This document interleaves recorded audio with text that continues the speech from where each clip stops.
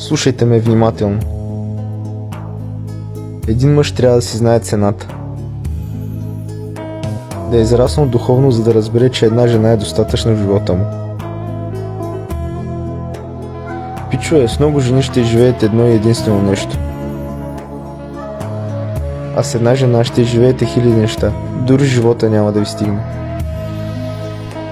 Когато намерите тази жена, която ви кара се чувствате различен, слаб, когато усетите нотката на любов, не я изпускайте. Защото няма по-красиво чувство от това да си влюбен и да обичаш. Също така няма и по-красиво чувство в това да си дариш душата на истинска жена. Когато душата ти е дадена на истинска жена, в теб започва да живее любовта. Сега ще кажете, то няма истински жени. Напротив, има истински жени. Има едни такива жени, те не искат много. Не се вълнуват от това каква кола караш, не се вълнуват от това дали си богат, защото те държат на малките неща. Например като внимание, уважение, обич, теха. Просто да се чувстват жени в ръцете ви. Трудно е да намериш такава жена в днешни времена.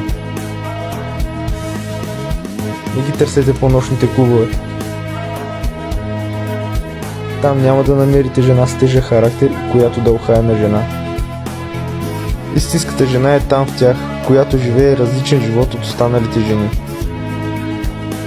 Свят, в който сутрин се събужда истинска и без грим, без фалшиви мигли, без фалшиви устни.